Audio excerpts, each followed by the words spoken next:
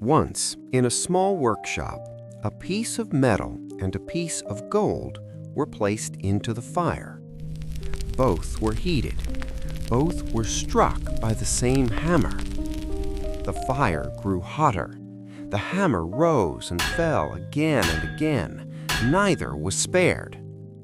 When the hammer hit the metal, it made a loud noise.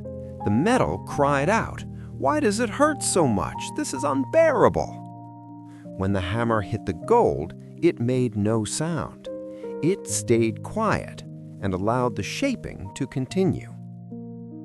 The metal laughed and said, "Why don't you scream? Doesn't it hurt you too?" The gold replied calmly, "It hurts, but I understand why it happens. The hammer is not here to break me. It is here to shape me." The gold continued, "The hammer is made of metal just like you. That is why the blows hurt you more. When metal strikes metal, the pain is stronger. I am different inside. I am softer, so I can change.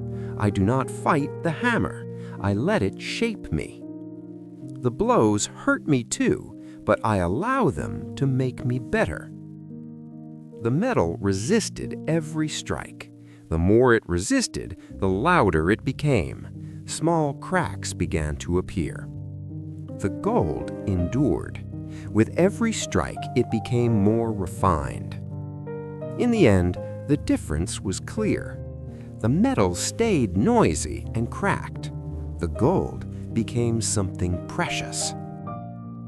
Moral of this story: criticism and pressure hurt everyone, but when they come from those close to us, they hurt more and shape us more. Pain does not always mean destruction. Sometimes it means growth. Thank you for staying until the end. If stories like this resonate with you, there are many more waiting on this channel.